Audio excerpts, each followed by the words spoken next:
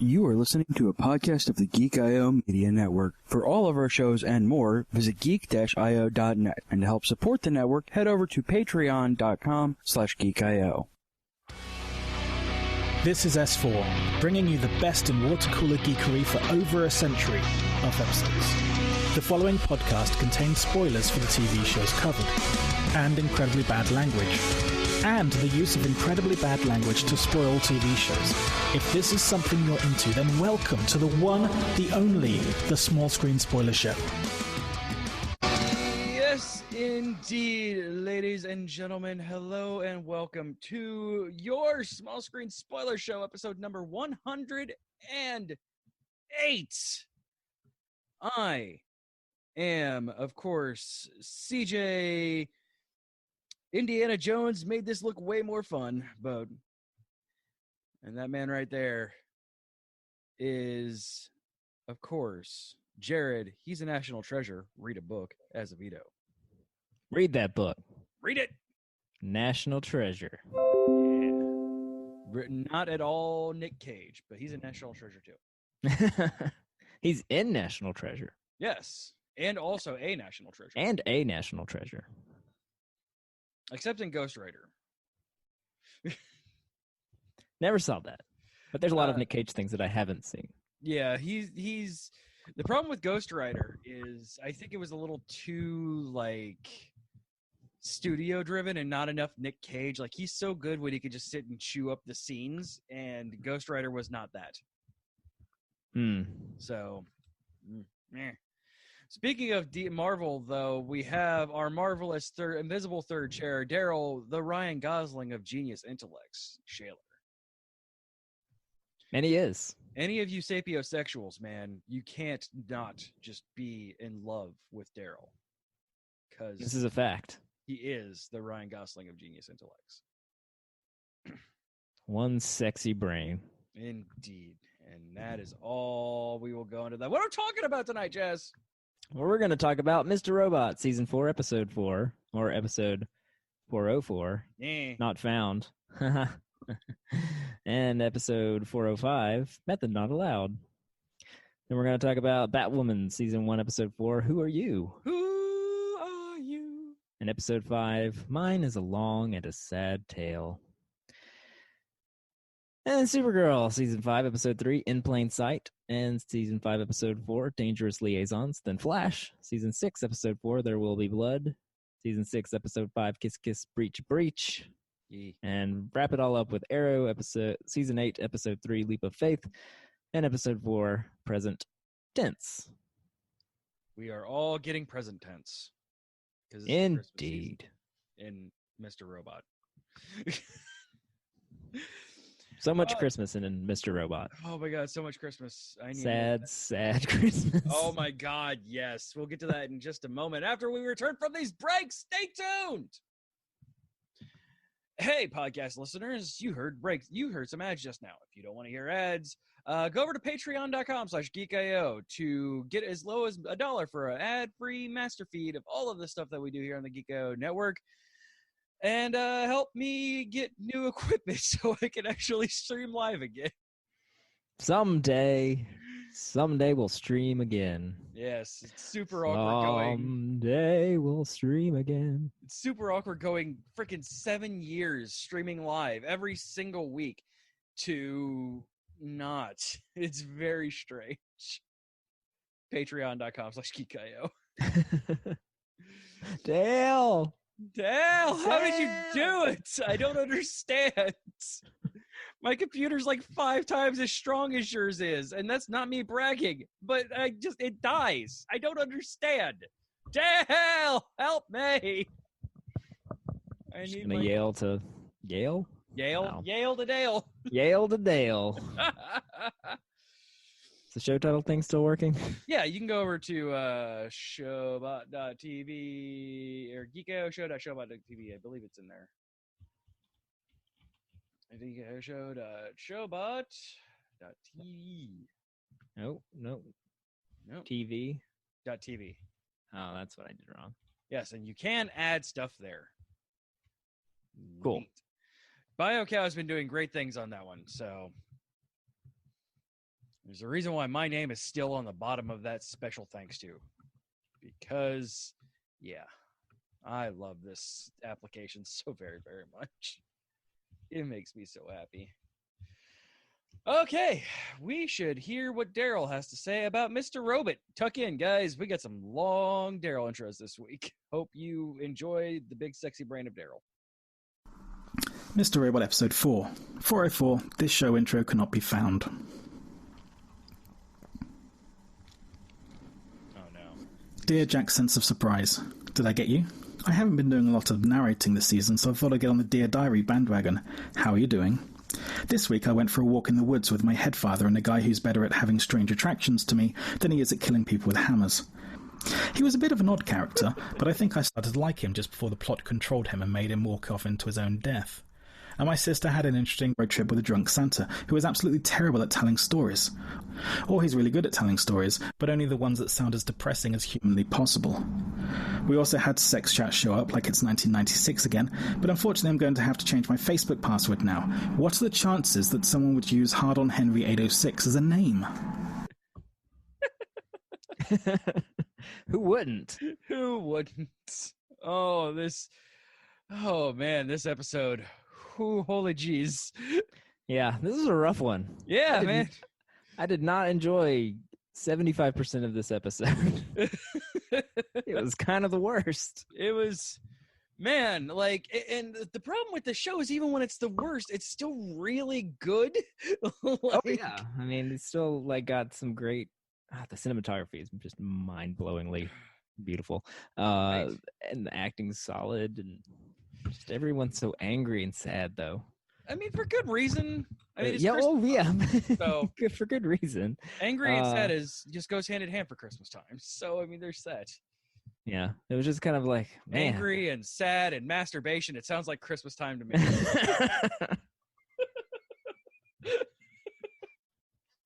That too. The whole episode is just trying to make you feel uncomfortable and sad. Yes. And they do a very good job at that. Except for the one redeeming quality, the side plot of Darlene and the drunk Santa. Oh my God. That made my everything, man. Yes, that was great. And it was just such a relief from all the other just horror going on. And did you watch Parks and Rec? I did not know. Okay. Because the Santa, me and Katie were both like, who is that? We know him. It's like, oh, it's what's his name from Parks and Rec? He's like the villain in the last 2 seasons. Oh. You got jammed. Oh man, oh my God, that was so good. And watching Darlene or Dolly I'm just gonna call her Dolly from now on. Watching so her angry. Squirm in her anger, and I love the phone call. That was great. Like that phone call, while it was angry, was just the best. And USA just gives zero shits anymore. Like, yeah, for real. No language barriers anymore. No language barrier. Just putting it all out there. We're not against masturbation on camera. Like legitimate, actual sex chats. Like, Oh all right, gosh. Okay, man. Like, all right. I guess this is where we're going in this final season of Mr. Robot. Final season. No more holding back. It's all in now. Because the show was so USA. restrained before. It really wasn't, but now, wow. If we only knew, right? How restrained it was. For real, the halcyon days of just the mental mind fuck of seasons 1 and 2. So yeah. Jeez. All right. Yeah. So we have the phone call was great, and the drunken Santa was wonderful. Yeah, all of From Dolly's beginning to parts end, I great, enjoyed. Great character growth for Dolly. Yeah. Whose car is this? I have no idea. Hey, that's my car over there. That's right.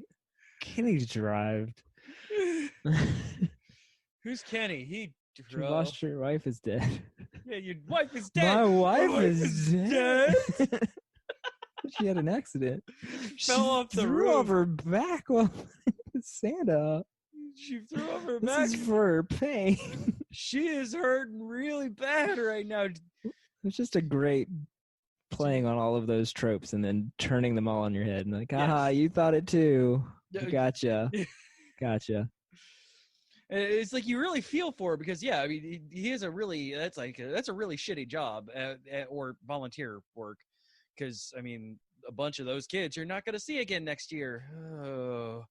So, yeah, drinking away your sorrows is completely legitimate in that case, especially if he doesn't do it every day. He just does it that one time of year when he is Santa.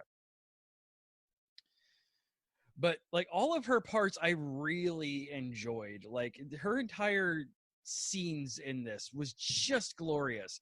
And the entire time I'm like, she's going to show up and it's just going to be Elliot there. And Mr. Robot and fucking Tyrell aren't going to be there because Tyrell's the other person in Elliot's mind. And I'm maybe wrong?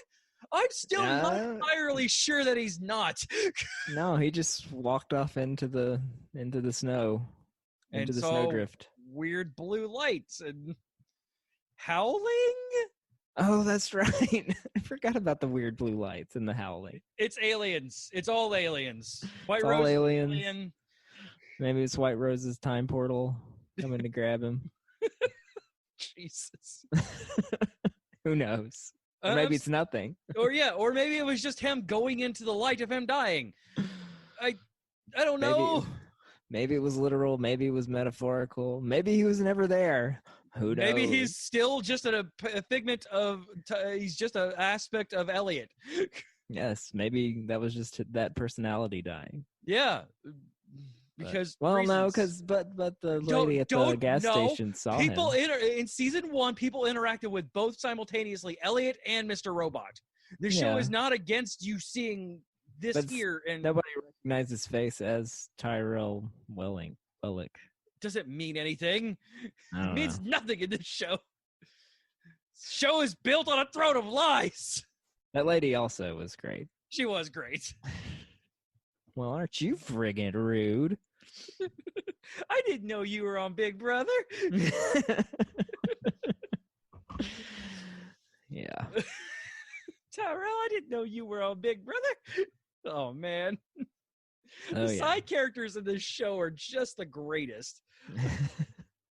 From the snowman to Baby Busey.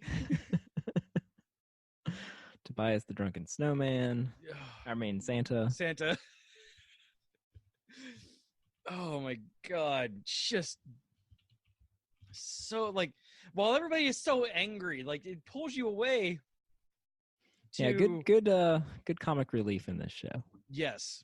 Because you need it so badly. So very badly. Like, at least with Jessica Jones, while it was dark, it was not constantly, like, driving a screwdriver into my temporal lobe and just messing up in there, just, like, juicing my entire brains while being dark and depressing. Also, like, while being like, what is happening? I knew what was happening in Jessica Jones. It's the reason why I could enjoy it so much. Is this even real? I don't know. I can't trust my own senses. I mean, I am still entirely sure that Elliot overdosed in episode 1, and this is entirely still Darlene. Like, it's possible. It is. It is. And that's the stupid thing. It also could be just Sam Esmail, that guy who is Sam Esmail, who drugged Elliot. It's just him. It's just his dream. It's his fever dream. Yeah, he's dying. Like, not the character, but Sam Esmail. This is his love letter. Like, he found out 5, 6, 7 years ago that he's dying. He's like, no, I'm going to make freaking Mr. Robot, and I'm going to die in real life on the last scene. Because fuck you, I'm Sam Esmail. That's why. Speaking of it was all just a dream. Yeah, man. Dom's having a rough time, man. Yeah, she's oof. Dom's having a real rough time. Inviting the lady, I was like, this is gonna end badly. Yeah, I'm like, well, I called that, and it was all just a dream. Yeah, I'm like, of course she's Dark Army. Well, bye, Dom. Oh, god damn it. But I was like, why is she back at her apartment? I thought she was at her mom's attic or whatever. And why does she only have one Tecate in the fridge? Why does she keep her bottle opener in the freezer? In the freezer. That was so weird. Who does that? God. I don't know. Let's do a quick Google search. Do people bottle opener in freezer? Bottle opener in French. Yes. I don't want to say that because then Jazz will hate me. Though there is, I searched bottle opener and freezer, and the first thing that comes up is Suck UK bottle opener French magnets. So, there's that. Just gonna geek-io.net/Amazon for all of your shopping needs. There's no, everything just comes up with buying fridge bottle openers. So, I don't think anybody actually stores it in the freezer. But I guess that's along the lines of that dish that is actually just spaghetti and meatballs. Macaroni and gravy. Yeah, macaroni and gravy. It is neither macaroni or gravy. It is spaghetti and meatballs. Spaghetti and a bolognese sauce. Dom's family is just, and of course, when she goes over to her aunts, it's all just normal, but we'll get to that in the next episode. Yeah, next episode. So, yeah, Dom's sad. Super sad. Dom is very sad. And having again, very disturbing for dreams. good reason. Oh, yes. Very much so. Absolutely. Everybody has good reasons to be as sad and angry as they are. Right now, yeah. Right now, every time Dom gets a text message, I get stressed out. Right? Freaking, anybody gets a text message. I think they're just going to zoom this Dom and freaking what's-her-face is going to stab a puppy again because that was a thing that happened. Yeah. Janice is the worst, by the way. Janice is scary as shit. Just the worst. Just the worst. Oh my God. I was like, so Dom's going into her bathroom and I'm like, is she going to just kill herself in front of this random hookup? Because oof. And I'm like, oh wait, no, the hookup is Dark Army. Comes through in the Oni mask. Hey, nailed it. Yep. Damn it. That it was a dream. Yes. No, okay. I do love just Elliot and Tyrell's bromance in the woods. Yes. That was just walking great. through the spoopy woods. Spoopy woods just yelling at each other. And then Elliot's line of, you're the only person who actually likes me. It's just... I think you're the only person who actually likes me. That was heartwarming and sad as hell. Like, no, Elliot, we like I don't want you to die. Yeah, when he said that, though, I'm like, yep, Tyrell is not making it through this episode. It's like, no, it's cool. I'm just going to go walk into the woods and die. I don't want you to die. Yeah, I'm just going to take a walk. Oof. Okay. I never gave you permission to touch my feels, Mr. Robots. Especially about fucking Tyrell, of all people. I know, and that beautiful shot, man. Oh my god. It was like silhouetted against the dark blue The sky. freaking fog effects and mist effects in that forest scene was so fantastic. There were times where it was and freaking Mr. Robot always there but never saying a word the entire time after they left the convenience store lady. But always there. And just following in silence and being shrouded in the mist and darkness.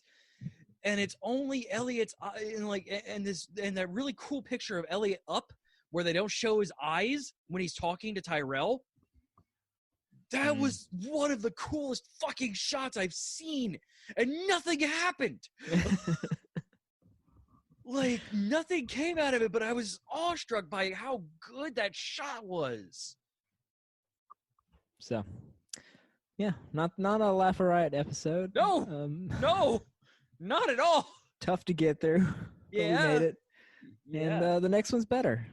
Want to talk about that one? Yeah, let's talk about And, that one. Sorry, dude in the van with the Pringles can. Yeah, well, he deserved it. So, bye, Pringles, dude. my You Pringles got man. wrenched. You got wrenched. Hammered. And then touched yourself. Yeah, You hammered. got hammered. You got hammered. Much like Santa, and then killed yourself. Good job. Oh wait, that dude got hammered. Santa got hammered. Salmon got hammered. Dom got hammered. It's all connected. This is just the hammering the episode. Also, drink. Rachel said something off camera. It's been a while since I got to do that. And also, I mispronounced something, so. Yes, drink Double twice. The salmon got hammered. Hi, Rachel. All right, let's talk about episode 5. ? So help me God, if this is just 21 seconds of silence, I'm going to punch Darrell in the nose. Mr. Robot, Episode 5. Dear Jack's impending sense of anxiety. Can you believe it's almost 2016? Barack Obama is president, there's talk of some reality TV star trying for the White House, and all my favourite celebrities are both still alive and not sex offenders. It really is a great time to be alive. Anyway, I don't have much to say about this week. No one else does, really, either.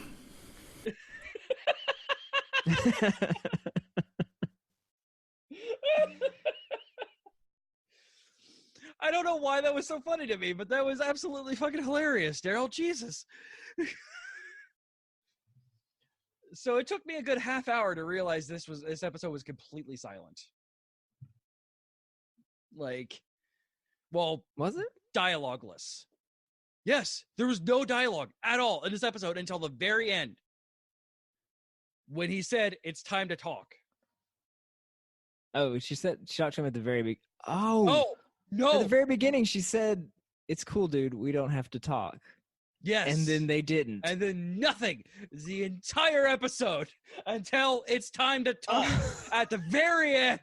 You just broke my brain. I did not even realize that happened. Yeah, you had 2 lines of dialogue in this entire episode, and so much happens. Lots happens. Oh my God. Like, me being the film school guy, I was thinking through this once I realized this episode was dialogueless. I'm like, this episode had to be a bitch and a half to script. Like, Yeah, for real. and yes, I know that's just a And they did do a filmmaker in little me. cheating with the text messaging, but Yes, but not a Still. single actual word except for those 2 lines. oh my gosh, I didn't even realize. Yeah, it took me over a half hour to realize that. I didn't even believe you when you just said it until you explained it. I was Yeah, like, she said, it's all right, dude. We don't have to talk. And then nothing until it's time to talk. Frick you, show. You're so excited. And it's like, and freaking easily 2 episodes worth of stuff happened here. Like, Oh yeah, we got the whole heist going. yeah, every bit of the heist is so well done. Like I would have completely expect in this. And this was such a nice episode after the last one. I'm glad I watched them back to back right before the show, because 1, I have to, or I'm going to forget most of the things that happen because I'm just going to have like a migraine when I'm done with the episode. But yeah, it was, oh man, just freaking. So yeah, the really cool heist reminding you all that Dolly is just as skilled at this shit as Elliot is. And those 2 work so well together. Like, this show has went out of its way to try and push them as far away from each other as possible, while also reminding you that they are 2 sides of the same coin and work so much better together. And if Elliot could just get his head out of his ass, then hey, there we go. Indeed. So much communication and not a line spoken. I wasn't suspicious at all, No, Darlene. no. That was creepy. Creeping around. Walking super slowly. Yeah. Like, But well played with the firmware update. That was brilliant. yeah, man. It's like taking out the cameras, and then it's because there's a automatic firmware update. Yep. It's going to take 40 minutes to complete. Like, oh, that's so smart. Show you're so smart. This show is so smart. Of course that works. Yeah, of course it does, You because get it would. you're like, yeah, It 'cause you're would. like, oh, frick, all the cameras are out because there's a firmware update running now of all time. And security dude just getting pissed off and like hitting escape trying to get it to stop. Like, It cannot be stopped. You can't stop it. nope. Frick. Though, in 2015, I'm pretty sure there was no 3D printers that fast. No, Right. no, that was absolutely In fact, Even today, I don't think they have that. No, they're not. And I know this for a fact when I have to spend 12 hours printing a freaking D&D mini. Wait a minute. And I know for a fact those Creality 5 Pros only came out in 2018. So I know that because I was buying a 3D printer at that time, and it was the newest model. Yeah. So caught you on that one, show. Yeah, but this is an alternate 2015, so maybe 3D printing technology moved faster in this reality. It's because of all of the E-coin. And I keep forgetting that Dell's E is just the E-Corp E. Or the E-Corp E is just the Dell E. Oh, yeah. And also, when freaking Price looks at the E, it is absolutely just a W in that shot. And the only thing on his mind is White Rose. And it's not, I can guarantee it wasn't accidental, where like his pan was just a W of the E was a W. You can't escape me, show. I understand your subtle nuances, ish. You just have to look for them. They're there. Yeah. Sometimes they hit you over the head with them, but sometimes it's like, oh, I get it, because his mind's only on White Rose, and that E is absolutely a W. Also, this episode sponsored by Dell. As we get lingering shots of Power Edge and the Dell logo. So many Power Edges. So many Power Edges. But it was a good heist. It was. It was well scripted and planned and shot, and it all made sense. The fucking still MC can't Escher, get over. There was no words. Yeah, the fucking MC Escher-ish like going down the staircase thing that was nauseating and gorgeous. Like, and props for not taking the cheap route out and making a competent security guard. Yeah, he did his job exactly as he was supposed to. He did everything as protocol, told his friend to call the cops. Like, yeah, it's like, wait, that shouldn't be like that. He pays attention to cameras the went out. things. He went straight to the machine. It's running a firmware update. Oh, frick. Well, okay. Goes into the elevator, notices that the fire thing was tripped, goes to the 9th floor and that's the most logical place for people to go. Yeah. They're breaking into the building. Checks the key logs. Somebody used my credentials to go in the security room about 5 minutes ago. Called the cops. Like, yeah, it was well done. Like, I am so glad that they didn't make him just a bumbling idiot. And then they would just ratchet the tension with camera angles. Yeah. And show them running towards the camera, then move it slightly. Then the other people run into frame. And you're like, what? Okay, they're gone. The sprint through New York reminds me how beautiful and also sad New York is during the winter.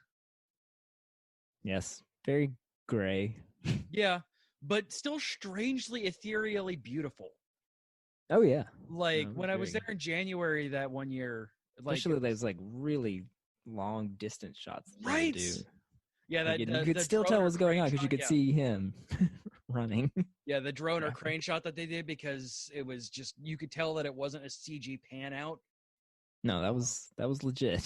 Yeah. They shut down a street. Or two. Maybe the entire city. 5. And freaking just everything around Central Park. Yeah, and Elliot's just looks of the entire thing, and like all you hear is just his labored breath as he is slowly dying. Like, just wow. Also, and every time you think he's gonna get away, it stops, and then you go, here we go again. Man, for a nerd, Elliot got his cardio in, man. He did. For a person who was also not less than a year ago in Showtime, fully addicted to morphine. Man, he can cardio sprint, like hard sprint for seemingly several miles. Just kept running. Just running man. Freaking, I understand the cops, and again, good job on them for not having like the stereotypical fat cop, like 2-inch shaped cops chasing him down, like. Yeah, and almost caught him. Yeah. Until they got on the bus full of the nativity actors. So I see you, show. As the therapist was in the convenience store. Gosh, you're right. This stuff happened, and there were no words. No words. No words. The therapist was in the convenience store, and for whatever reason, like she's like touching every loaf of bread in the convenience store, which bothered me. You don't have to touch all the baguettes, Yeah, Kristen. don't touch. Just stop touching things. But like for whatever reason, like her behind the nativity scene and touching all of the bread made me think of that I should open up a bakery called Little Town of Breadleham. Wah, wah.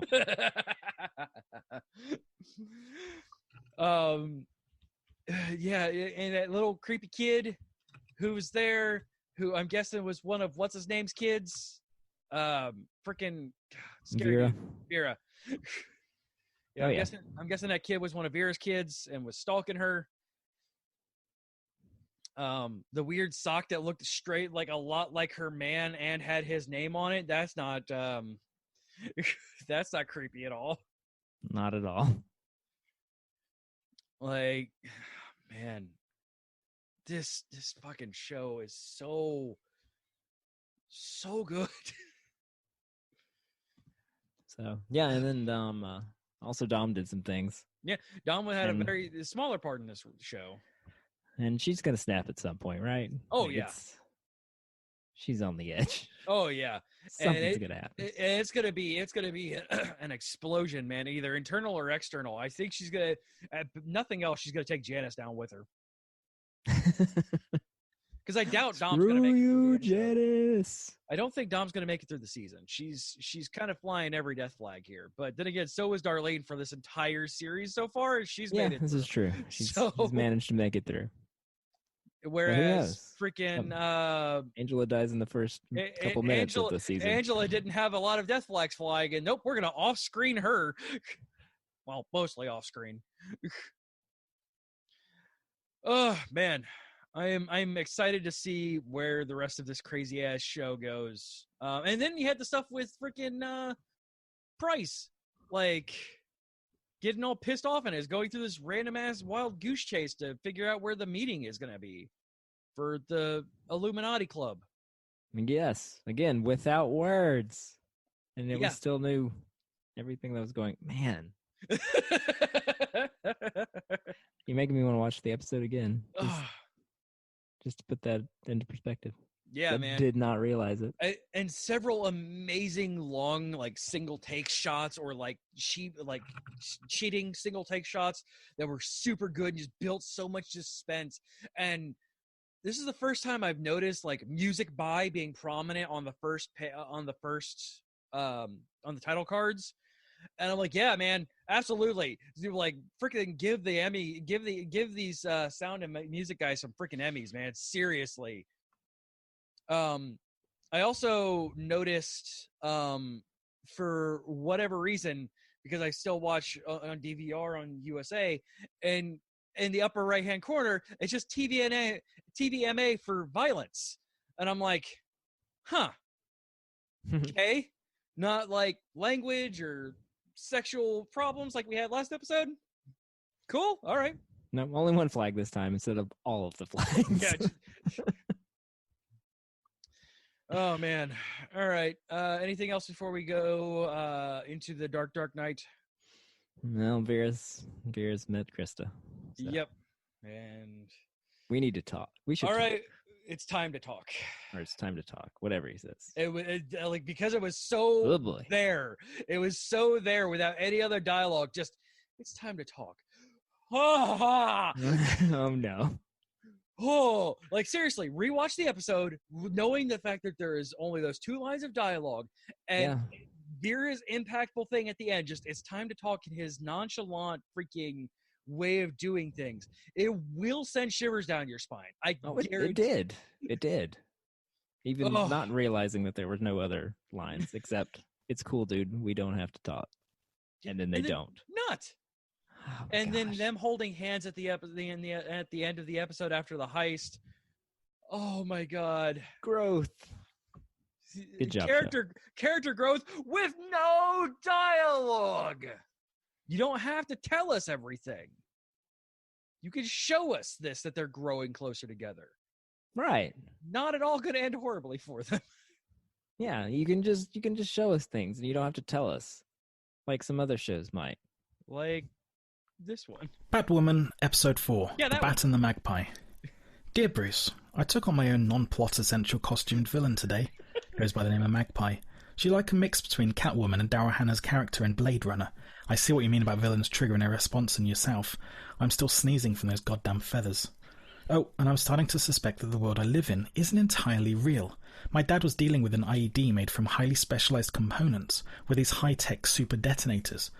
That hardly sounds improvised now, does it? And the difference between a fragmentation and concussion grenade can only be determined by chemical structure, and not, whether it's designed to go bang or fragment. Oh, and the only way to see what a 3D file looks like is to print it. That makes no sense at all. Sometimes I think my life is dictated by a group of bad writers who are copying words they heard on much better TV shows. Oh, someone said Martha. Why'd they say that name? We don't have to say anything else, do we? Nope. That pretty much covers it. I hated this episode, by the way. Yeah, I it hated this was episode so much. the worst. It's so boring. The only thing was like, oh, hey, Magpie. Yay! That was on Gotham. Yeah, that was a villain on Gotham, and she was a lot more entertaining on Gotham. Yeah. And yeah, this one's slightly more entertaining than anything else on the show at the moment. Yeah, that's fair. That's fair. Including every other plot point. Like, I do enjoy Kate screwing up because she's not Batman. Yeah, that's nice. Like, yeah, that's a nice addition. Like, and that's something Supergirl never got either, because she was just instantly a Kryptonian and instantly perfect. Like, Kate's not that, and that makes me kind of happy, because there is a growth point to have. That's the reason why I like Thunder in Black Lightning. Black Lightning had an established history, was already a badass, came into it, knew what he was doing.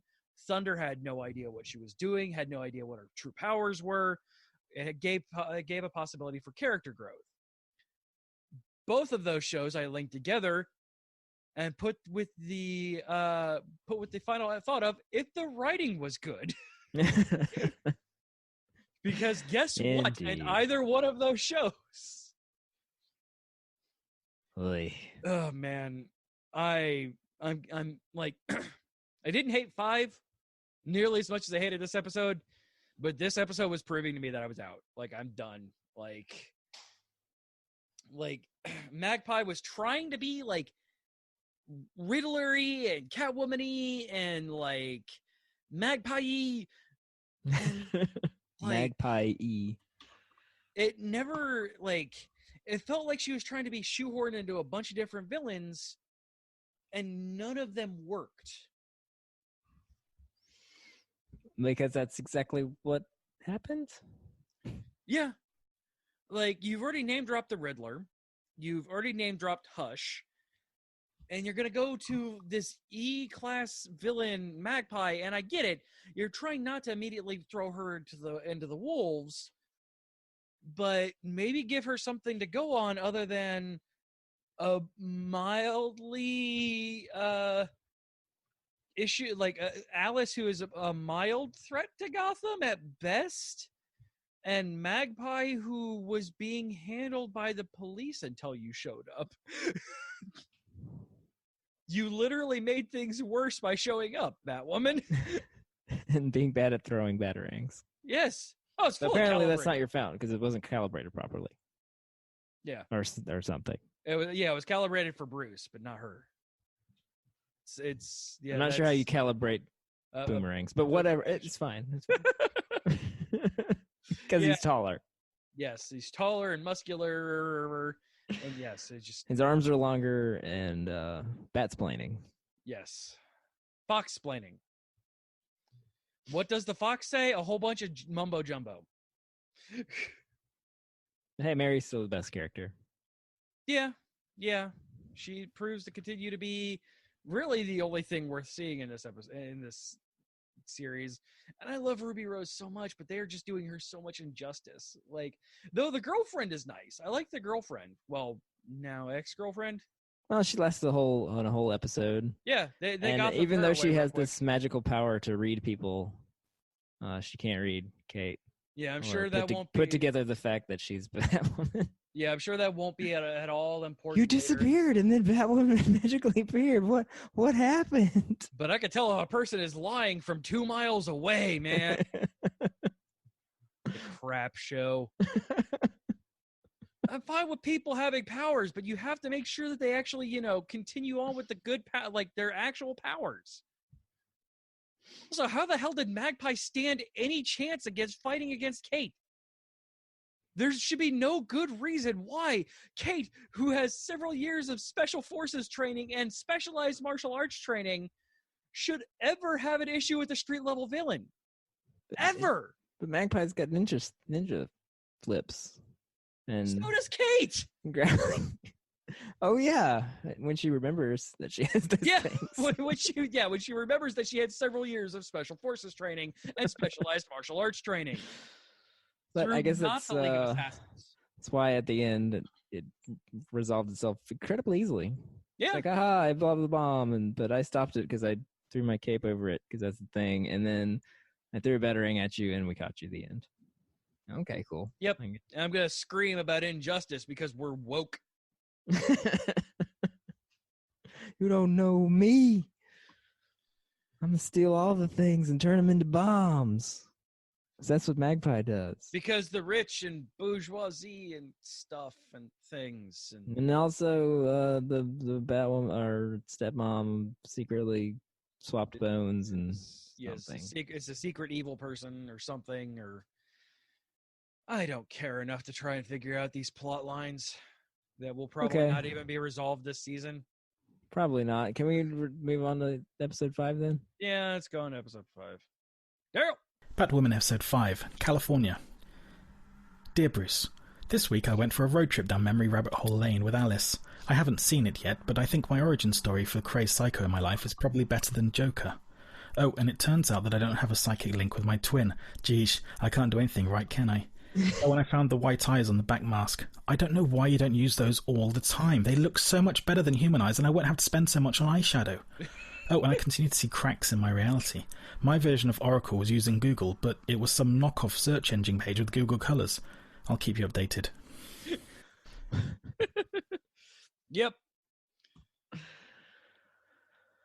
So, not as bad, and it's primarily because Alice was so prominent and the backstory was so decent in Actually, this. Decent and well-ish written. Well-ish. Yeah. I mean, it stole a lot of, tropes and things from the playbook, as we've had a problem with this entire season so far. But it was at least interesting. Yeah. And creepy guy was super creepy. Yeah, if this would have been episode 3, I would be in on the series, by the way. Like, you could have had 2 episodes of her becoming Batwoman and like coming back and origin storying it. And if this could have been episode 3, I would be fully in. Even episode 4, if this would have taken place of the last episode, I'd be a lot more willing to watch through the crisis. Yes, and Skin Pirate was almost your nickname, but I didn't want to quote Batwoman.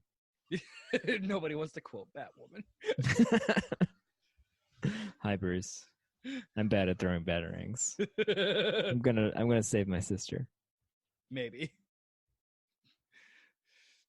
Oh man, I don't even really want to like talk about it. Like this, I mean, kind of done. Like it was interesting-ish, and it was okay. I guess it was just after the last episode, this one seemed so much better. Yeah. I didn't hate it. Right. Yeah, and I could fully get behind that one. Yeah, I didn't like last episode. I could fully say that I hated the Magpie episode. It was boring, poorly shot, poorly scripted. The fight choreography was super bad. Like the issue I have with Iron Fist, when your main character is not the world's greatest detective and just really good at martial arts, your fight choreography better be good, or your show falls apart. And this is suffering from the same issue as Iron Fist, where the fight choreography is only okay. Yeah. Yeah. I think they're spending their money on the wrong things. They really are. On tech things and less on, like, the actual production value. Yeah. We She is wanna- also bad at her job because, in the diner, she's there with Alice in handcuffs, and Yeah. everybody's super chill about it. Right? They're just like, yeah, whatever. Okay, I'll get you a beer. Don't kink shame them. This isn't suspicious to anyone. I mean, Alice is kind of on the news all the time. Cool it, Jake. It's Gotham. Yeah, you're right. It's true. I guess I just expected more out of this show, and it wasn't because of like anything in particular other than the fact that we were finally actually getting a Bat show. And I guess I just expected something. And I actually watched the first couple of episodes of Titans, and like it's like, other than trying to get over like some of the looks of the Titans, like it's actually a really good show. Which surprised me. I thought I was gonna hate it really bad. I thought I was really desperately gonna hate Titans. And I went into it, I'm like, this is actually not bad. And like, this is what this show can be, because CW has shown that they're willing to get their hands dirty and do different things. And it seems like they're just trying to replicate instead of stepping outside. Yeah, their big thing, it's like, oh, she's a lesbian. That makes everything okay. It's like, yeah, but give her an interesting story too. Right, yeah. A character cannot be based entirely on their sexual orientation. Like, yeah. I mean, that's just a thing. That's just what she is. And I mean, look at Arrow. Like, Arrow is just like, has a character that comes up, I'm gay. Okay, yeah, cool. That's fine. Yeah, cool. Yeah, I know. Which honestly, the we'll get to it, I guess, but the conversation between Arrow and his son was like the sweetest thing I ever saw. No, I loved it. Like, oh. And that just kind of buddy, I know. But the fact that we are giving praise to Arrow and that kind of thing shows I know. you how bad Batwoman is. What is happening? This show is bad. Like, it's just bad. I just said something nice about Arrow while talking about a different show. You see what's happening here. The next episode of Batwoman we will be watching is the Crisis episode. We're done with Batwoman. I am yeah. Like, I'm not enjoying Arrow enough to be like, yeah, cool, rah rah rah, to fully dislike another show and continue watching it. Especially with The Mandalorian coming out this week. Tomorrow. Tomorrow, yes. We have The Mandalorian dropping literally tomorrow. All of Disney Plus, mostly The Mandalorian, which is one obviously I'm super stoked about if you couldn't tell. I'm very hyped for The Mandalorian. We get another show with Ming-Na Wen in it too, because she's in The Mandalorian, and I'm so freaking psyched, man. And hey, guess what's taking over our Batwoman discussion next show? What could it be? What could it be? I can't imagine. Let's talk about Supergirl. All right. Only last thing I'll say is, again, Mary was the best part of the episode. Yep. Like her being drunk and yelling at Lucas Fox. It was great. Yeah, she's like, just... what? She's off with Alice? But I'm the good sister. I adore her. Ask me how many people I've murdered. Oh my god, I love her so much. And like, really, you didn't immediately say 0? Because it's 0. And if all the characters had the personality and writing of her, if all the characters had personality, that because her big thing is she actually is just a person. And that's the reason why I like The Girlfriend so much. She actually had a personality, and then they write her up in 2 episodes. She was just a foil. It's like Batman has to be lonely, or the Batman whatever. Why? Fill in. Why? And this is my biggest problem with Batman, like in general. Why? Because he's Batman. How can he be brooding and sad if he's got love in his Death, no parents. Exactly. All right, let's talk about Supergirl. Let's go from the darkest dark to actually something pretty cotton candy-y. Supergirl, episode 4. Dear Clark, I am so annoyed by Batwoman. She keeps a diary where she updates her cousin, an established superhero who still has movies going on, like she's the first person to do it. It's like no one remembered how I'd instant message you every episode for like a whole season. And that was online. She uses paper like some OK boomer. It's so frustrating. Anyway, I had a super embarrassing moment this week that made me almost facepalm my new bangs off. I remembered that I have super speed. I don't know why I keep forgetting that. I just go in with punchy eye lasers and forget that I could just, take weapons and slam on some power dampening cuffs. I should spend some time with Barry more often and take some notes. After all, that is, its only superpower. Dear God. That may have been your best intro ever. Seriously. Darrell. Oh my God, Fire, my friend. Dude. He said he was proud of that in our private chat, and I his stuff. I'm like, yeah, man, own that shit. That's yeah, absolutely, yeah, I agree with you. That might be my favorite one of all time. And we've been doing this show for a long ass time, Chad. For real, years. That's Literally Supergirl, years. season 5 of episode 4, the backdoor pilot for Jimmy spinoff. I thought so, but apparently he's just going away. He's just gone. He's just gone.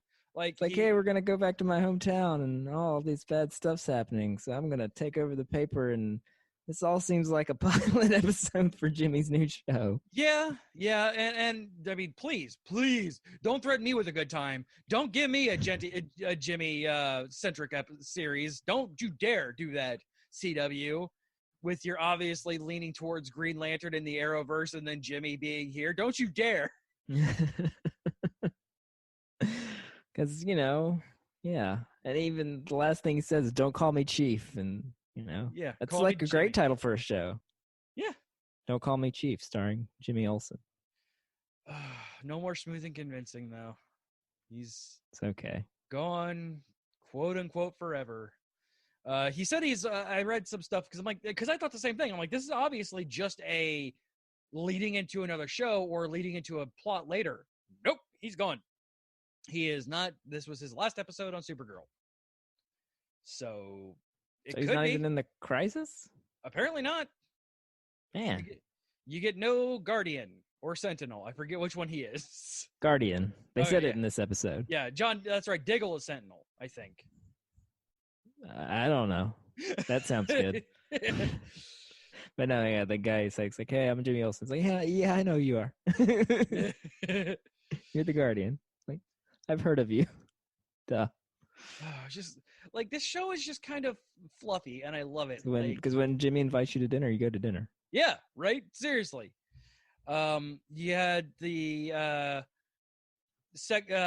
reporter Sexy Pants not being evil revealed in this episode. Is it this episode? Yeah, it's this episode. Oh, there it is. Yeah. Because I made the note at the beginning. I know this isn't what it seems, but I'm not sure where it's going yet. Yep. There it is. Okay. He's got reporter Sexy Pants. Reporter Sexy British is not evil. So that's good. But Andrea is. Ooh. Maybe it's just her family mom. Yeah. I don't know. Some lady. The difference between this show and having lingering ties that may or may not ever get paid off and Batwoman is the characters actually have personality in Supergirl. Yeah. You could say a lot of things about Supergirl, and a lot of them are bad things, and you'd be fully justified in them. But you can never say the characters do not have a personality. Even Brainiac, who is a living computer, has a personality, and it's frankly my favorite thing of this series. Yeah, I would agree with that. Brainy's my favorite. Sad Brainy, happy Brainy, overenthusiastic Brainy. Oh my god, he just comes in super possessed, angry Brainy. Oh my god, they let him off the leash, and that was the best thing ever. Yeah, he looked like he was having fun with that. Oh my god, man, that was glorious. And then the show where everybody's talking to each other and having conversations about things. Right? It's such a novel idea. People get angry about things like they should because people get upset about things, and then they talk it out like damn adults. I don't understand what's happening in this series. Is this a WB show? Wait, what is it? It is WB, right? It's CW now, but CW, that's right. I was like, that's not right. It's not WB anymore. It hasn't been that since the 90s. What am I talking about? When did CW or when did WB become CW. Sorry, I watched the Mikey thing about Buffy the Vampire Slayer today. 2006. Okay. So only 13 years ago. Only. It's like people who call Hollywood Studios at Disney World MGM Studios still. Like, yes, it's literally been Hollywood Studios longer than it was MGM Studios. Get over it, boomers. Hey, now. I might be one of those people. Okay, boomer. No, I call it properly. I call it the water Star Wars tower. Park. Yeah, the water tower was cool. I missed the Fantasia hat because that was my introduction to Hollywood Studios. Was the Fantasia hat, and now it's all gone, and now it's Star Wars, and I still haven't been yet, and that makes me sad because I don't have an annual pass anymore because I bought a house. Yeah, adulting. Yeah, sucks. I kind of regret and want to go back and buy my Disney pass. I'd rather have a Disney pass. Disney Pass doesn't cost me $14,000 in a month. Ouch. Yeah, dude. Windows and AC going at the same time, and I live in fucking Florida. Both of those things are required. Yes, they are. But yeah, Supergirl, like, so the Martian Manhunter and his brother thing going on. I mean, it's okay. It's an okay story.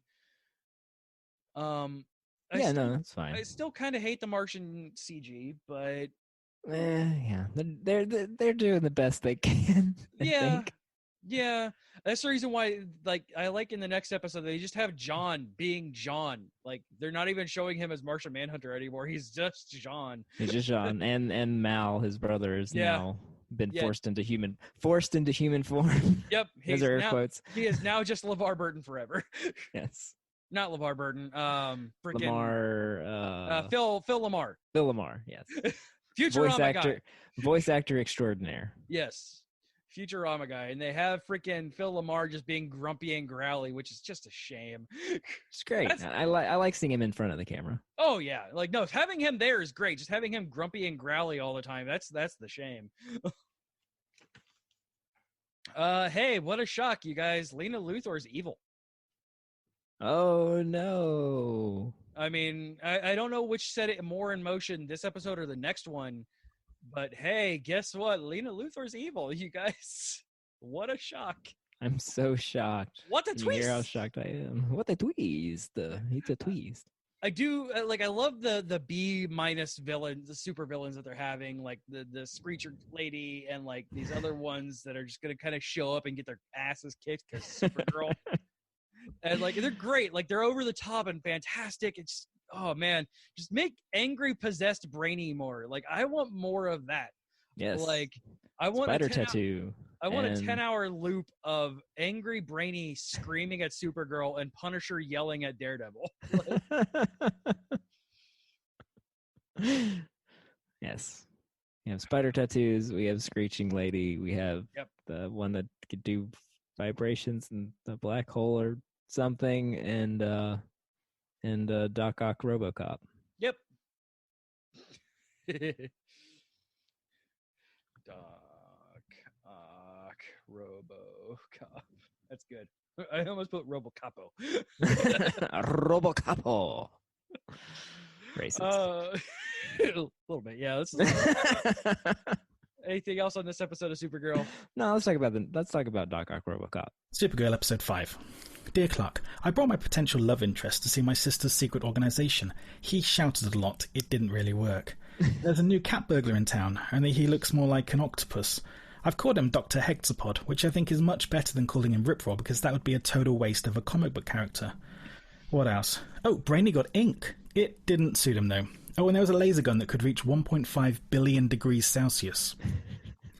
I think the tattoo may have messed with Brainy's calculations there, because a gun that hot would basically vaporize the city while igniting the atmosphere of the Earth. Right?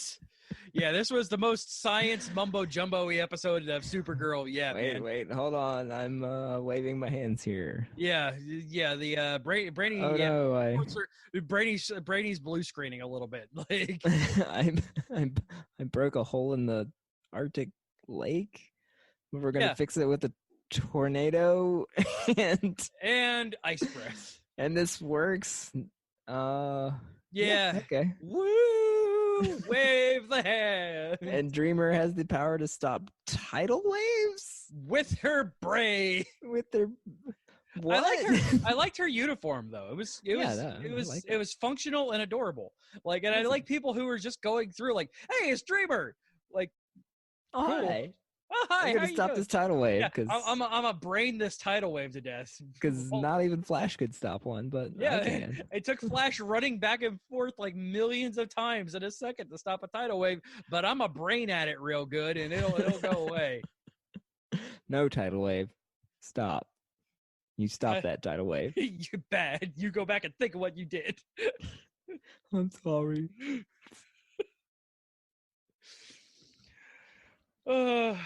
Yeah, this episode wasn't great.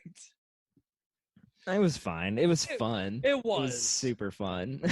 It was dumb, but it was and that's fun. the thing I could say about Supergirl. It's just like, yeah, it's dumb fun. Like, none of it made sense. Yeah, like the moment that gun would say, like, there's no way that gun could be contained even with most known metals in the universe, and that's including extraterrestrial metals that we've discovered.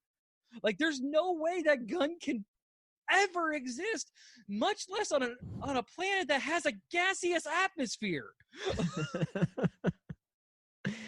It's hotter than the sun. It's fine. Yeah, you know, when we had to fear that fucking nuclear explosions were going to ignite our atmosphere, sure, we're just going to casually shoot a sun laser around and not have any fears whatsoever. It's a good thing we have a Kryptonian around, because that makes sense. Because also, that kind of power would radiate the same kind of energy that the yellow sun does, probably supercharging fucking Supergirl like Iron Man did to Thor Thor did to Iron Man in the Avengers. Like, freaking Supergirl should have went Super Saiyan when she got blasted by that, not the reverse. Exactly. You know, it's super powered sun energy. It is! Right in the face. Yeah, it's highly focused sun energy, which gives Kryptonians, like, omni-powers. She should have been able to blink Doc Ock RoboCop away. Like, instantly. Just blink, poof, dead in an ash. Like, Thanos him away. My bad. Oops, my bad. I just lasered the whole planet to death. I accidentally half the planet. With a snap of my fingers. Snap of her glasses. Whoosh.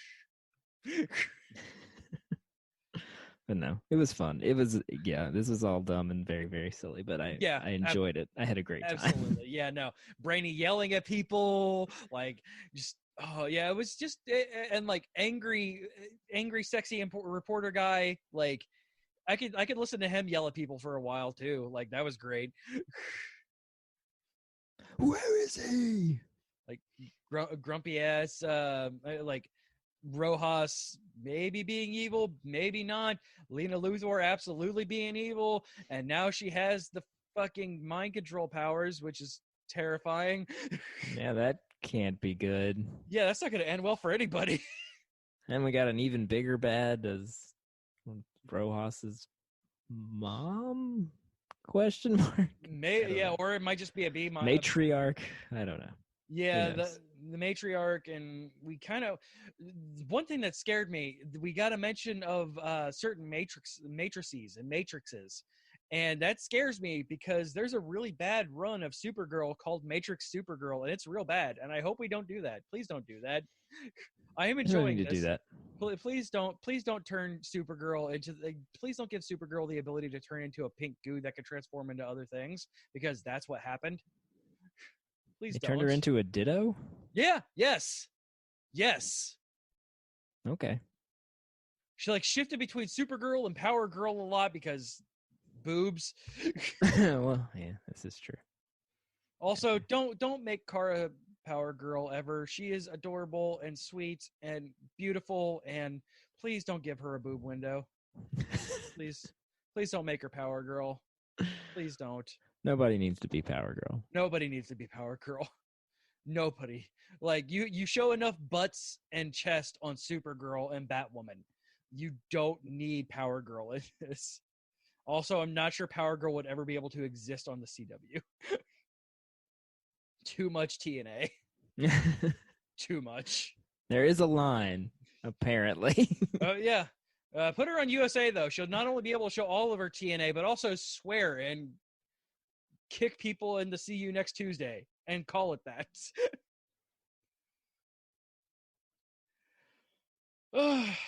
Yeah, dumb, stupid ice cream, fun. Nothing else. Yeah, no, it was all fine. It was all fine. Yeah, it was fine.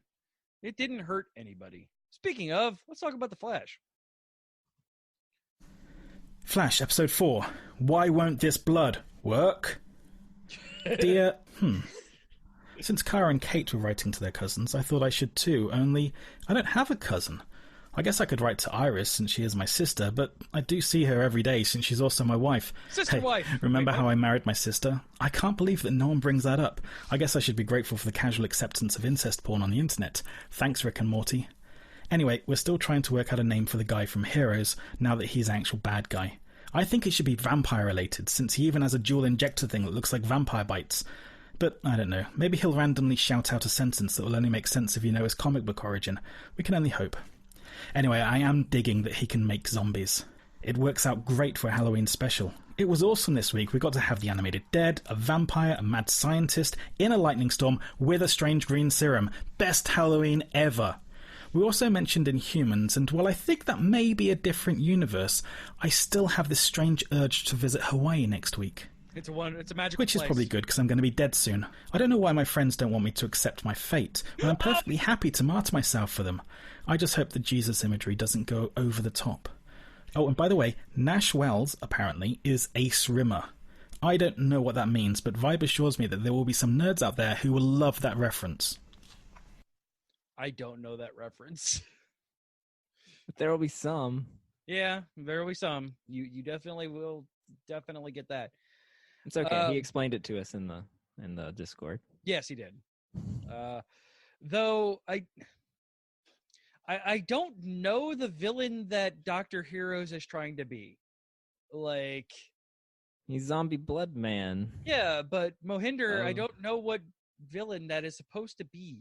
Like, maybe it's in something new that they made. I doubt it. That's not a thing that happens. We just needed someone who wasn't a speedster. Yeah. To get us to the point of the crisis. That's all we need. Like, at that point, we could deal with all of the things of the crisis and Barry committing the ultimate sacrifice. Oh, Saint Barry. Zombloodo. Yeah, we need Cisco to name him. Why hasn't Cisco named him yet? His name apparently is Bloodwork, and I don't know that villain. I don't know that villain. I don't know who Bloodwork is. Ramsey Russo, Prime Earth, DC Fanbase. Oh, that guy! That guy's horrifying! I'm gonna copy this, copy image address, and then I'm gonna put it in our chat. And there you go. Is it the one that I already found? Probably. Oh, yeah, it is. Steroided out Carnage. It's basically Carnage. Yeah. Okay. No, he's not original. No, the show doesn't do anything original. And I love him for it because it gets my comic book nerd going. I don't know who Bloodwork is, though. I don't know where that's from. Then again, I don't read a lot of straight Flash comics. Apparently from 2017. I definitely was not reading Flash in 2017. So there's that. But yeah. Halloween special. Yeah, it was absolutely a Halloween special. And it was glorious for it. Like, yeah, I mean, it stupid over the top zombies and vampires and yeah, like it. And I'm glad they progressed the plot with it at least. Yeah, they worked it in. Things are moving. We're telling everyone that I'm gonna die. Sad Cisco is sad. Yeah. Dr. Heroes goes full supervillain. Yep. Kate's gonna stop him, or Caitlin, rather. Sorry. Yeah, because Frost. I'm sure he's reasonable at this point. Yeah. He can just be reasoned with. Yes. Caitlin's just going to talk her way out of it and not at all have to put an icicle through his skull. Not one bit. No, that's definitely not going to happen. Nope. Because we can't have Barry speed this one to death like we have the rest of the villains of this entire show. We have to actually let other people try and do things because Saint Barry is going to commit the ultimate sacrifice in the crisis. Oh, pray to Saint Barry.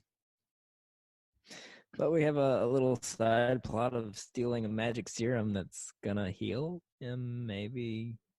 MacGuffin. Yeah, MacGuffin. Yeah. It was definitely a MacGuffin of a MacGuffin. A literal glowing green tube. Yep. Glowing green goo. It's just gonna drop into the sewers and 4 turtles are gonna be there. No, that's tied to Daredevil, not right. Flash. Right. Sorry. I got my red superheroes mixed up again. My bad. Yeah, it was a fun, mostly one-off thing. Like, it tied into the plot. Cool. It didn't need to, but thank you, Flash, for trying. Yes, and the theme of the episode was being grateful. Yeah. Grateful. Be grateful for what you have, Cisco. Quit being grumpy. You're going to be grumpy. Okay, whatever. Then we got other Wells. Nash. Nash Wells. I love Nash. I love all of the Wells. The Wells are just the best. Like, and I love that it's just like, shut up, Siri. I don't know what I said that sounded like. Apparently Wells or Nash? I don't know. Nash Wells? I don't know where. Whatever. Siri's weird. He's just everybody just working it out. He just kind of just chews scenery, and I love him. Like, oh, I love him so much. But he's hunting Marnavu. Marnavu? The Monitor. The Monitor. Because reasons. Who is totally not the Anti-Monitor. Absolutely not. Not one bit. Also, I think Dr. Heroes is going to get... I still think Dr. Heroes is going to give him the anti-life equation. And that means something only to comic book fans. I don't know. I'm enjoying it. And again, it's just harmless. Like, this show is harmless. It's fun. There are fun jokes. There are actual people having things. Barry and Iris working together and being like, hey, my time may be numbered, but instead of dwelling and being mopey about it, let's go to Tahiti. I hear it's a magical place. That's the next episode. Oh, right. Sorry. My bad. First, we're going to celebrate Halloween. Yes. With some melting blood zombies. Yep. Cool. Yeah. All right. Anything else on Melting Blood Zombies, the show? The only other notes I have is Red Flag City, which was a potential nickname, and right. Ralph's Sugar Binge was fun. I love Ralph is so great. Like, he was introduced last season. I was so afraid that they were gonna just do really bad things with the elongated man, but they never like they don't use his powers too often, and they just make him a character. And they introduced Sue was next episode. The stuff with Sue and him, I think. Or no, that was this episode. That won't end well. That's all I'm gonna say. Which one's Sue? The girl he is chasing. Oh, the one he's trying to find? Yep. That's Sue Dibney is his wife in the comics, and that's all I'm gonna say. And I don't recommend looking it up because comics were real dark at the time. Cool. That's it. Less egregious than shoving her into a refrigerator, though. So there's that. That's another comic book thing. Hey, we're going to talk about episode 5 now. Flash episode 5. Dear Silver Age Flash, I went on holiday this week so that Vibe could have some fun with the machete. I was confused because the preview made it look like the murder mystery was going to be in black and white, but they chickened out at the last minute. If I were to watch the digital file of this episode on an appropriate video player, I might be tempted to reduce the saturation for fun. Anyway, I had a really relaxing holiday with my sister wife, who looks amazing, by the way. And she spent all her time in the skimpiest little... oh, fine.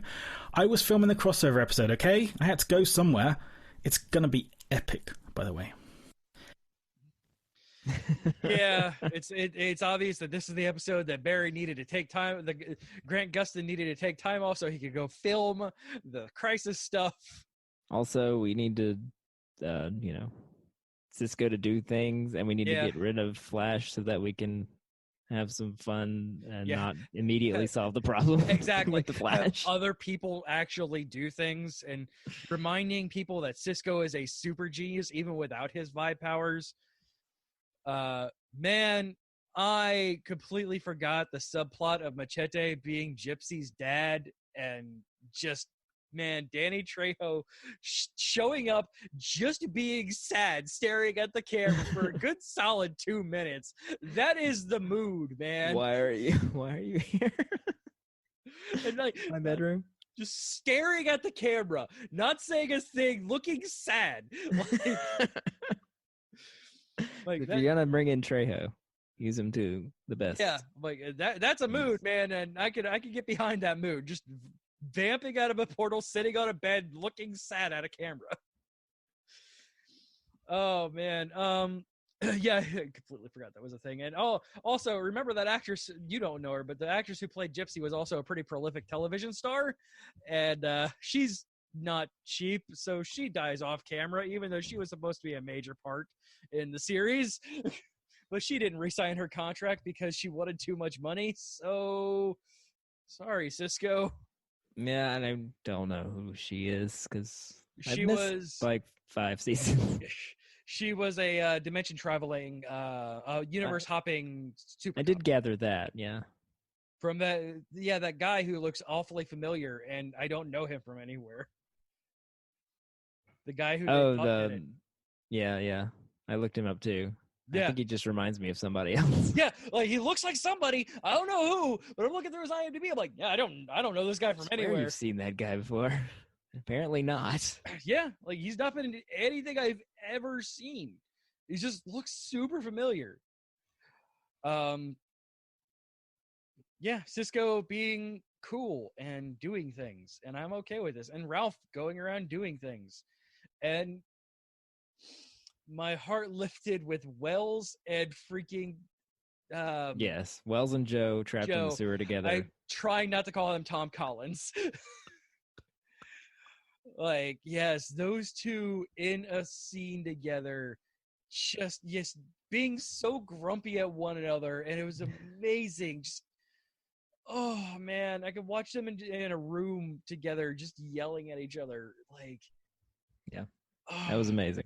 Oh my I loved God. it. Loved it. Oh my God. And it's just, people with your face usually have something to hide, so I've been following you around.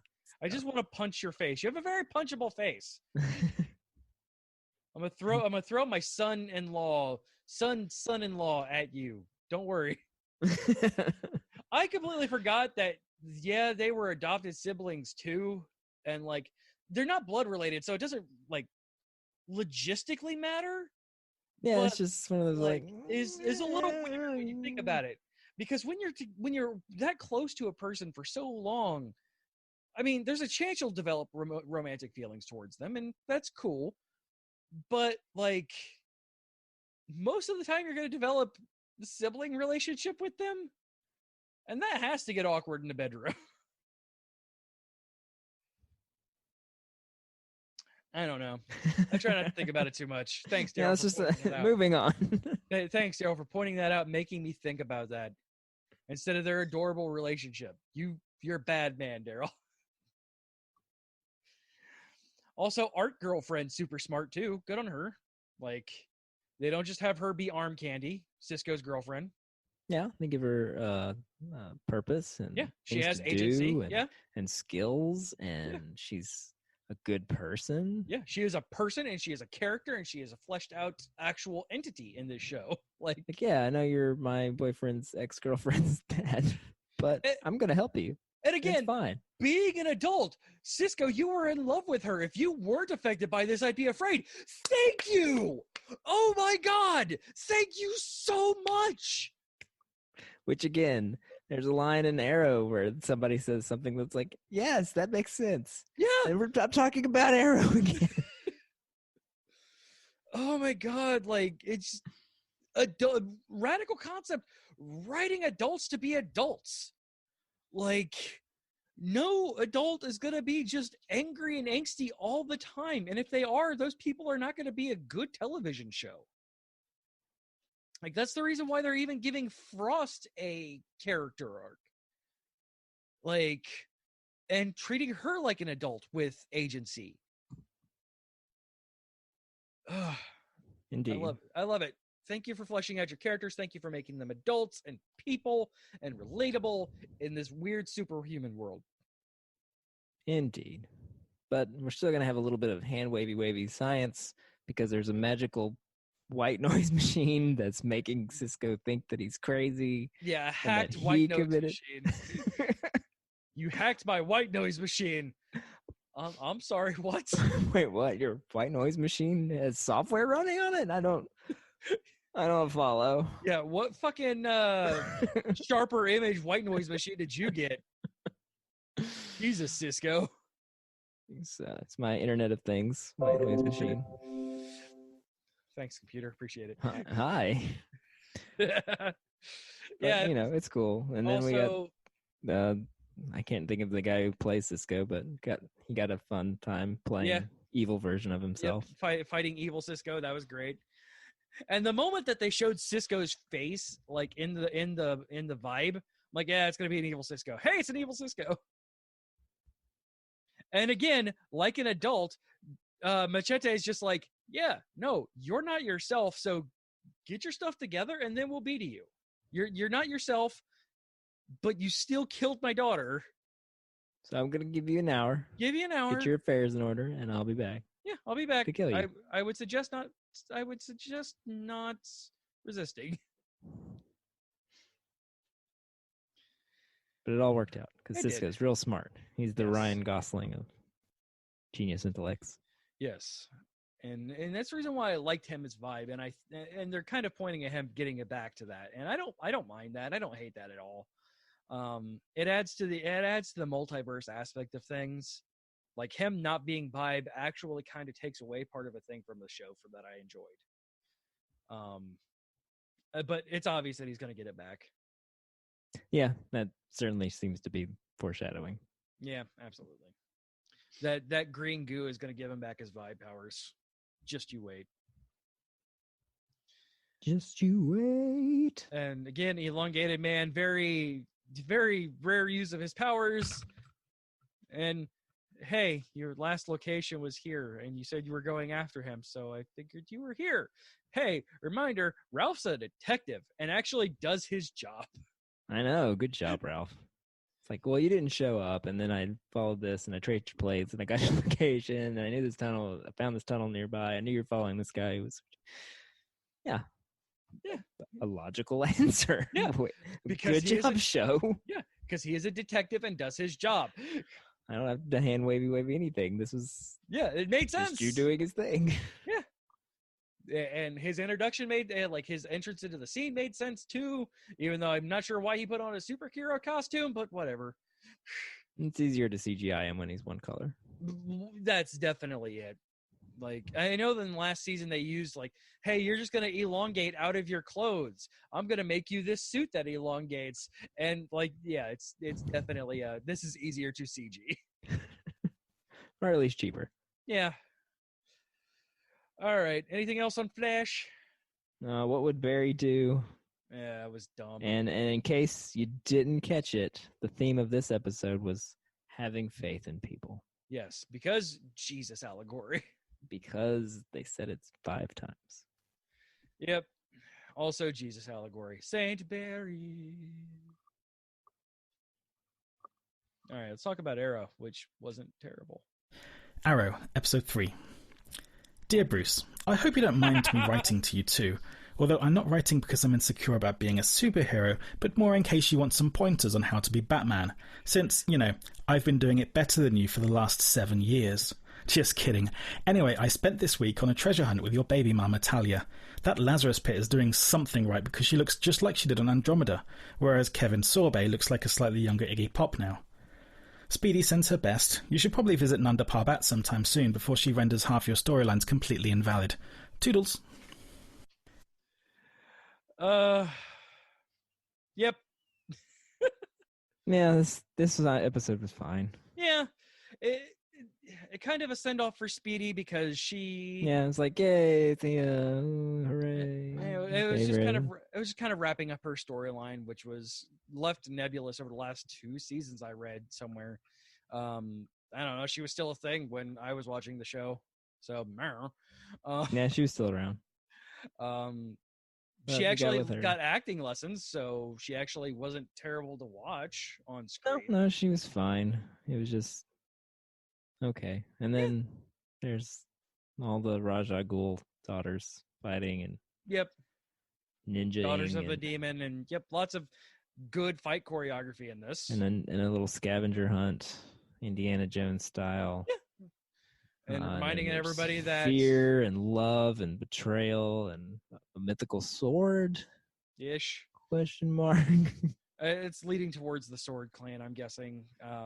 More outsider stuff that has been referenced heavily through this entire season, through this entire show. The Outsiders are a big Green Arrow tie-in thing. And I'm guessing once Arrow ends, after John Diggle gets his Green Lantern ring, John Stewart Diggle gets his Green Lantern ring. Cough, his side cough, quest. Cough, cough. I don't know. Diggle had his side quest. Yeah, he had a side quest. Wife. With his wife. It's so great seeing those two together because they so rarely actually get to act in the same scenes together anymore. Because she's so busy doing things and he's just there being Diggle. And then that's what happened pretty much, and it was fine. You had some of the more 2040 scenes with the Arrowette, which is Mia's name. Yes, I hate it. I think they changed it eventually from Arrowette to something else, or she's still just Arrowette. I don't know. I'm just glad I finally know who these people are. Yeah, because they kept cutting back to them, and I'm like, who are these people? What are they doing? I can't care about them. I'm just annoyed. Can we get back to the other story? Because I don't know who you are.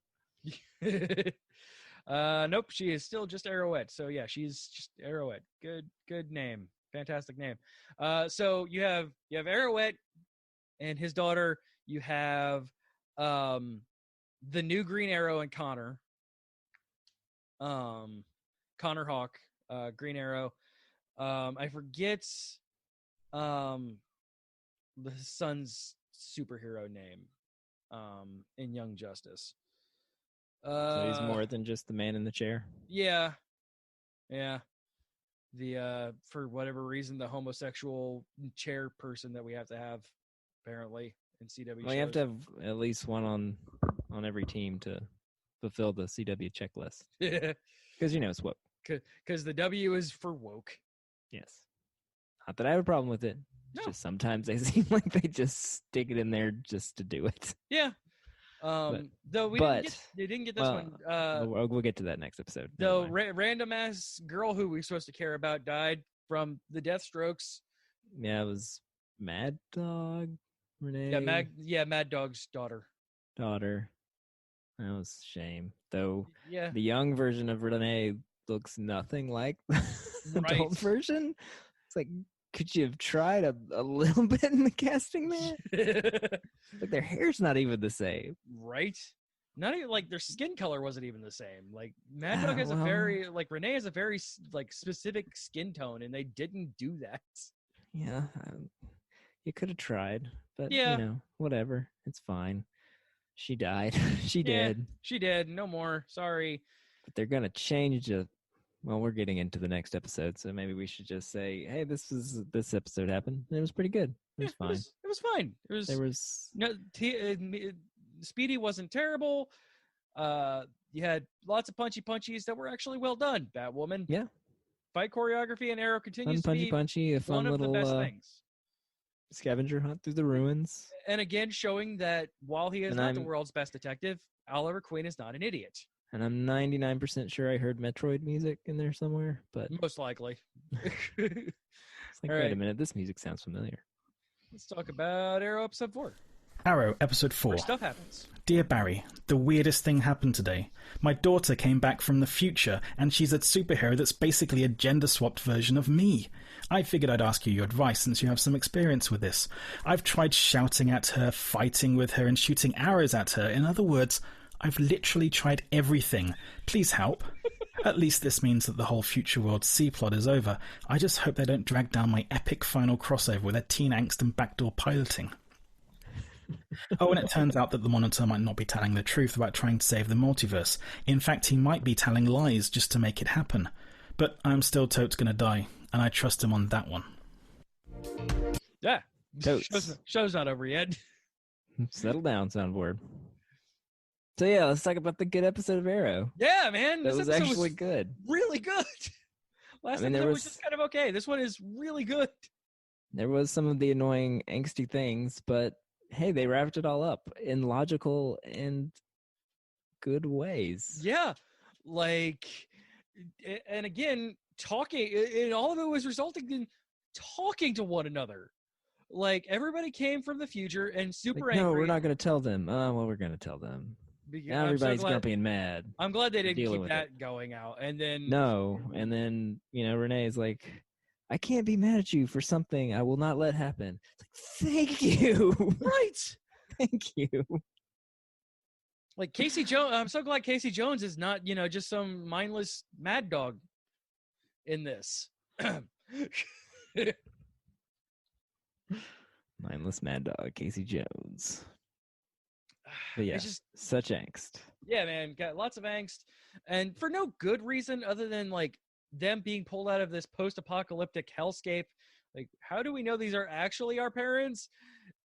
I don't know. We're just gonna kind of go with it, I guess. Go with it, and we'll see how this goes. I'm pretty happy that he's alive again. Yeah, And I'm really angry and angsty because he left and never came back. because I am my father's daughter. Yes.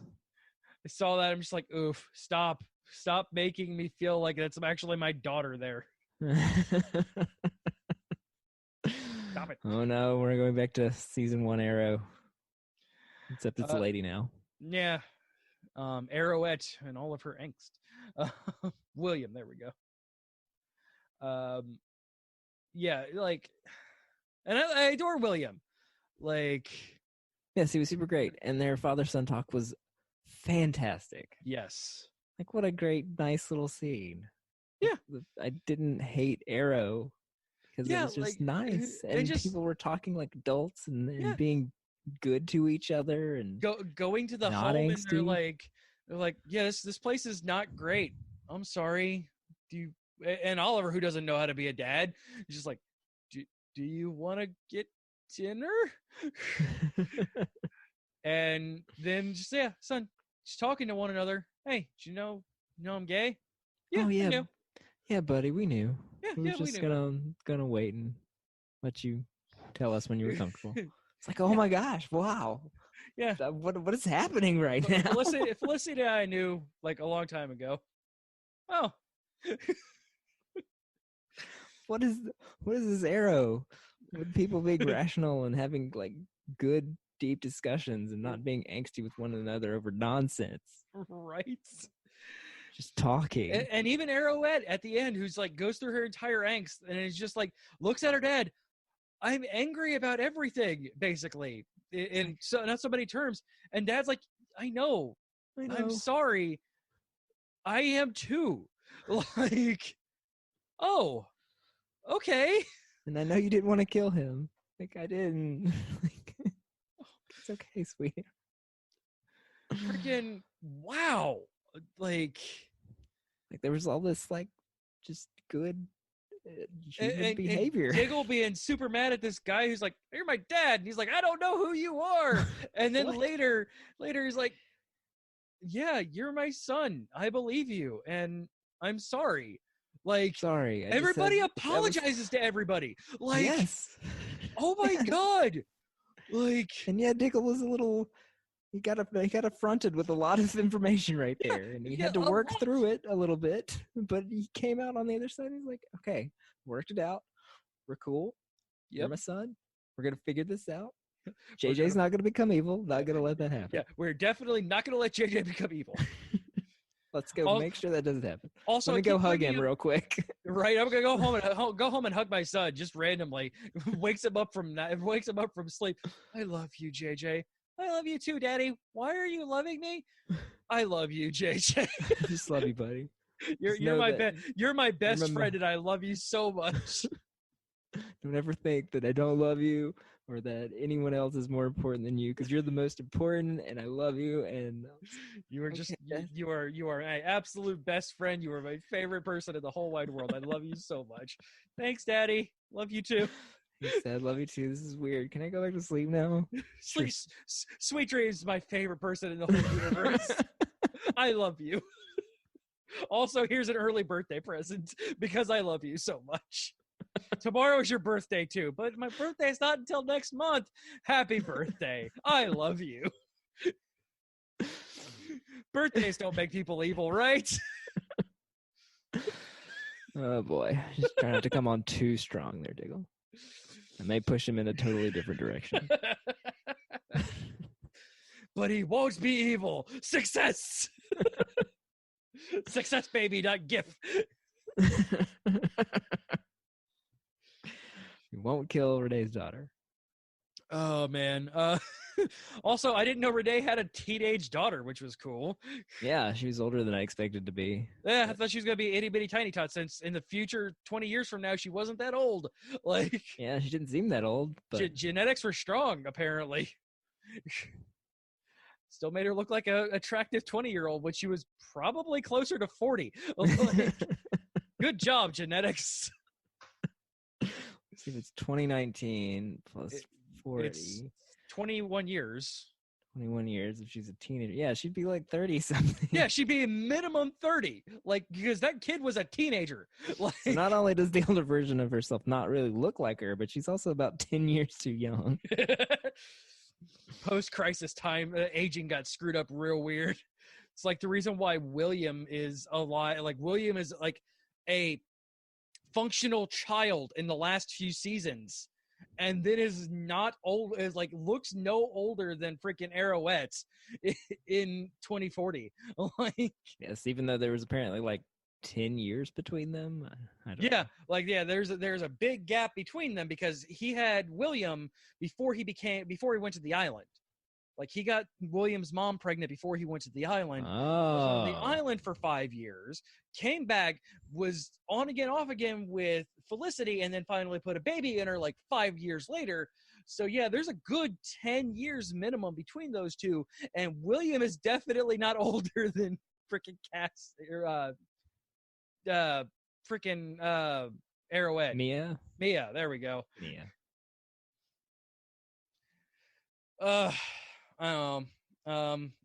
Just conflict resolution through words and occasionally an arrow or two. So yeah, so lots of good things in this episode, and I can't believe I'm saying this about Arrow, but I am. Yeah, and like the plot made sense. Like, even her anger made sense. Like, she just watched a person with this mask like ruin her entire life.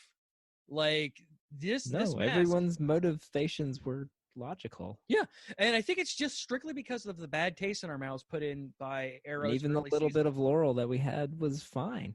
Yeah, once she cut her hair, like, Earth 2 Laurel's actually almost tolerable. Almost. Almost. She's still... I do like Black Canary as opposed to... I like the new Black Canary. She's Black Siren. I like the new Black Canary. She's nice. She's cool. I like her. Yes. She has Canary actual Network. superpowers. But so Curtis, is he intentionally going for a Moss vibe, or is that just the way it is? I'm wondering, because the actor that plays Curtis is a super nerd, and like in real life, like I follow him on Instagram, and he is just like the biggest nerd and is great. Like, he went and bought one of the arcade 1-up machines from Walmart and was squealing like a child as he's running through the parking lot and like jumps on the back of his shopping cart as he's going towards his car, screaming, "I got an arcade machine!" Like, so I'm wondering if that's actually like him wanting to be Moss. Yes. He's got the hair. He's dressed the same way. His mannerisms and the way he talks is a little. I mean, he doesn't have the accent, but Right. Well, yeah. Thankfully, like, man, like it's like he's trying to be Moss. and I don't know if it's like if like that's the way he like asked them to, because apparently on Arrow in particular, the actors have a good amount of sway on their characters. Steve Amell was very open with the fact that he didn't like being as dark and brooding as Arrow, thus the change in not killing people and not as brooding and angsty once they finally finished up those storylines. Laurel's dad, Captain Lance, like hated the character at first. And then they're like, okay, what can we do for your character? And they did it for his character, and he turned out to be great. The same thing with Malcolm Merlyn. John Barrowman just like, I don't like just being a rich dickhole. So I'm going to be me, and you guys are going to deal with it because I'm John Barrowman. And everybody, and they're like, yes, Mr. Barrowman, what can we do for you? Yes, sir. Sir, yes, sir. And so it makes me wonder if, and Felicity was super angry at not having agency or anything like that. That's the reason why they started giving her more and more actual roles. And yeah, also the fans were like, we like Felicity and we hate Laurel. Yes. So bye, Laurel. Hi, Felicity. And everyone shipping Olicity. Felicity and Olicity, whatever the combo name is. Yep, Olicity. Give them what they want because nobody wants Laurel and Ollie nobody together. wants Laurel. And yeah, it was good. This episode was good, and I appreciate them having characters. Yes, even though they made Baby Slade say "Make Star City Great Again." Yeah, I'm so done with that. I'm like, come on. We are now 4 years. Guys. We're now 4 years into this whole thing. We don't have to pull that. We don't have to play that card anymore. Yeah, we're now 4 years into this, and like it's like where that comes from or dislike where that comes from. At this point, been done. That's how you could tell a person is a bad guy when they say something like that. When they say that line, you can instantly tell a person is going to be a bad guy with that, which has to piss off the people who enjoy that person, because that which they've kind of ridden their train through is now being used to objectively make the villain appear. And the people who dislike that person are just so tired of that. Yes. So please stop. We don't have to do it anymore. 4 years. It was fine. It was fine the first few times, but everybody's done it, and it's not original or funny or clever anymore. So just stop. Just stop doing it. We're and then Monitor tells Diggle to betray Oliver Queen. Dun dun dun. Or was it Laurel? He told somebody to betray. This is Laurel. Yeah. John. Oh, that's right, because he promised he would restore her universe. Yep. If she did. It's because Diggle's going to get his Green Lantern ring. And I say that because, like, his uniform looks exactly like an armored Green Lantern suit, including the green LEDs in it. Like, I don't know what you're talking about. And, like, and the symbol looks almost exactly like the Green Lantern symbol, and his name is fucking John Stewart Diggle. Just make him Green Lantern already. And that probably will happen after Arrow ends. We'll probably get the Green Lantern show after Arrow ends, especially now that the Green Lantern movie has been canceled again. So we don't have to worry about cross issues. Just make a Green Lantern. You're okay. I'm okay with this. And I like Diggle enough to watch a Green Lantern show with him being a space cop. Indeed. Oh, boy. All right. Anything else before we head out of here? No, let's wrap this up. All right. So thanks so much for listening to the show. Really appreciate it. We love you all so much and appreciate your time listening. You had spare time to listen, and I'm glad that you decided to listen to us. If you want to email the show at geek-io.net. All of our social medias are /geekio show. If you want to chat with us live anytime, day or night, head over to geek-io.net/discord. If you want to give us a call, leave us a voicemail. That is 727-489-4335. That is 727-489-GEEK. Our website, which has this show and all of our other stuff on it, is at geek-io.net. We normally stream live on Mondays. Once I figure out what's going on with my computer, we'll be back to that as well. Twitch.tv/GeekIO show. Yeah, but if you want to help me get on back on there faster, head over to patreon.com/geekio because computers are expensive. Yes, indeed. Also, Black Friday is coming up. I don't want to stomach those crowds. Go over to geek-io.net/Amazon, and a little bit comes back our way. Doesn't cost you anything extra. Got some killer Black Friday deals and Cyber Monday deals. You can get all your shopping done and help out the network while you're doing it. All right, guys. We love you. Be good to one another. We will see you right here 2 weeks from now when we talk about The Mandalorian and I guess other things. Indeed. Bye. Bye.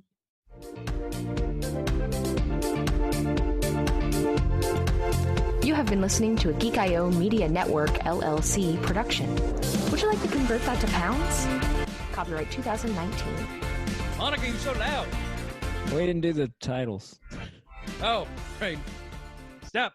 We have show titles. What are the show titles? The show titles are these. Nobody wants to quote Batwoman. Yale for Dale. Angry, Sad, and Masturbation. A Christmas Tale. Tobias the Drunken Santa. Bottle Opener in French. Suck UK. Bottle Opener Fridge Magnet. Is that from Wish?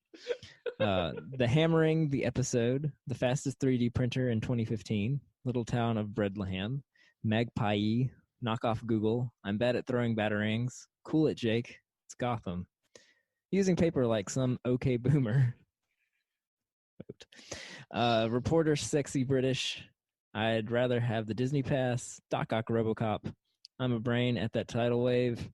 Who is Bloodwork? Melting Blood Zombies. Trejo looking sad at a camera. Pretty sure I heard Metroid music. John Stewart Diggle. Shipping Alicity. And is that from Wish? Wow, deja vu. It's almost like you just said that. Almost. I don't know, man. Good job getting in there before I finished, though. Oh, there's an unvote option now. Wow. Whoa. Oh, man. Yeah, cool. Thanks, guys. I'm going to replay this stuff now. Bye. Actually, I'm not, because reasons. Bye. Fix it in post. Diamond Club hopes you have enjoyed this program.